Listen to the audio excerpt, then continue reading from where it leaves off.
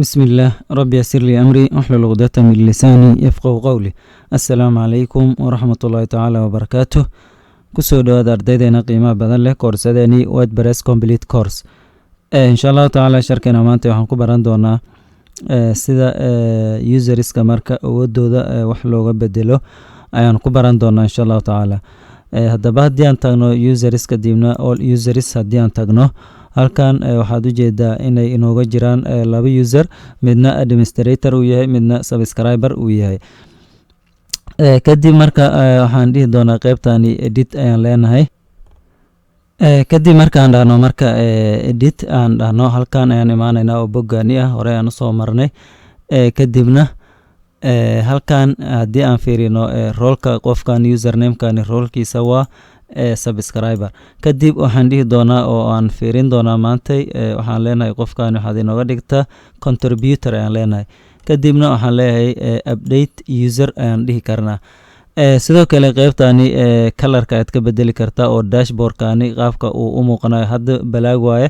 haddii aan dhahno midkani hadhow midkan aan arki karnaa balse haddii aan dhahno tusaale midkan baxa inoo ahaado si aan u aragno tusaale marka aan tagno qofkaasi aan soo galno. kadib halkan ayaan imaan doonaa oo waxaan leenahay marka log out ayaan dhihi doonaa. logout ayaan leenahay. logout markaan dhahno kadib halkan waxaan leeyahay marka passwordka ayaan gelin doonaa oo aan soo koobiyeystay oo dherarka badnaa oo strongaga ahaa. kadibna waxaan leeyahay marka login ayaan leeyahay. login markaan dhahno kadib halkan waxaad u jeedaa marka qofkani marka aan ka dhignay kadib marka contributor waxaad u jeedaa posts inuu samayn karo comments oo keliya. posts iyo comments oo keliya ayaa loo ogol yahay qofkani. marka post waa samayn karaa fiiri add new post haddii aan dhahno marka waxaad imaanaysaa postyadii aan soo sameynaynay aad imaan doontaa. asiguna halkaas ayuu marka postigiisa uu kusoo gelin karaa asiguna sidoo kale. kadib waad u jeedaa marka qof hadda bilow waaye marka next aan leenahay next get started. kadibna halkan waxaan ku qori doonaa marka waxaan leenahay contributor sidaan aan u qoray siday tahay qalad ayaan u malaynaya contributor sidaan ayaan leenahay. kadibna waxaan leenahay marka ku soo dhawow roolka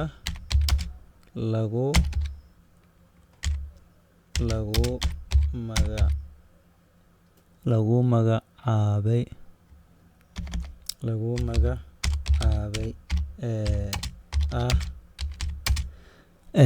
contributor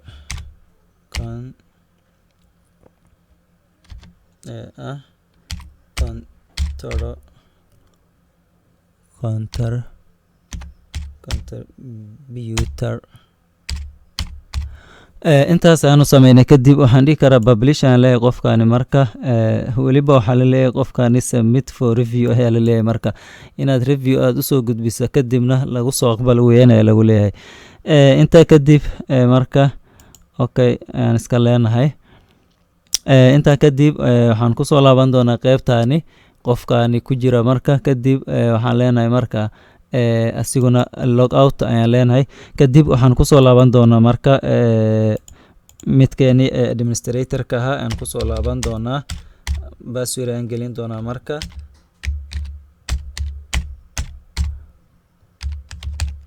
password markaan geliyo kadib waxaan leeyahay login ayaan leeyahay. marka login markaan dhahno kadib waxaan u imaanay dashboardkeeni administratorka aan ka ahayn.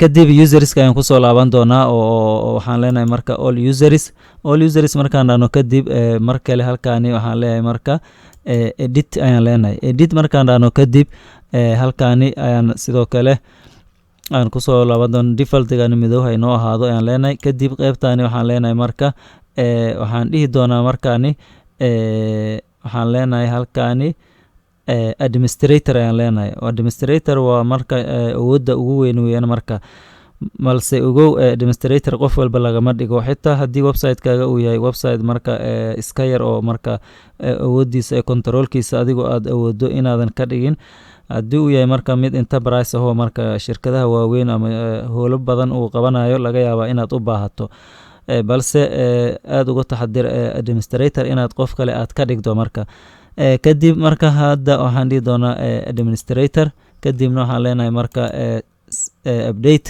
kadib halkaani waxaan dhihi doonaa marka logout ayaan leenahay kadibna halkaan ayaan kusoo laaban doonaa oo waxaan dhihi doonaa marka markale login ayaan leeyahay fiiri login markaan dhahno kadib waxaanu imaanay marka isla page u eg ayaanu imaanay oo aan la kala garanayninba balse halkan ayaad ka arki kartaa oo inuu yahay marka Mohamed Abshir inuu yahay qofkaani ayaad u jeedaa marka kadib waxaan leeyahay logout ayaan leeyahay marka logout markaan dhahno kadib halkan ayaan marka markale aan soo gali doonaa waxaan leeyahay marka password ayaan gelin doonaa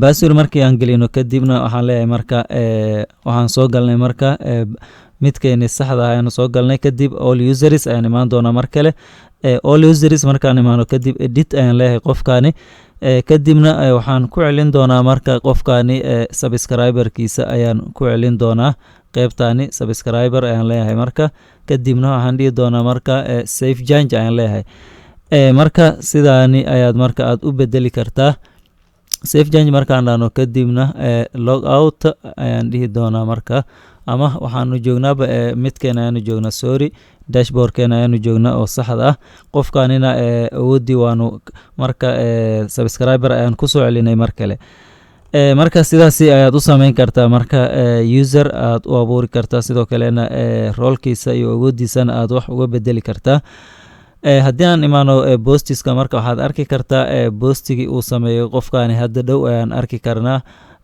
meelahani ayaan ka arki karnaa marka contributor ayaad u jeedaa marka bending waayo weliba midaani bending ayuu ku jira ayaa lagu leeyahay qofkaani inaan anaga marka confirm aan dhahna weeyaan marka aan ogolaano marka kadib halkan ayaa ka dhigi kartaa publish lagu leeyahay kadibna mar kale waxaan dhigi karnaa publish ayaan leenahay marka sidaas ayuu marka xitaa postigiisa inuu publish uu ku samaysan karo looma ogola marka sidaani ayaan u samayn karnaa marka userska iyo waxyaabahaasi marka waxaan rajaynayaa casharkeena maanta inaan isla fahnay waxaan idin leeyahay marka soo dhawaada wassalaamu calaykum waraxmatullaahi tacaala wabarakaatu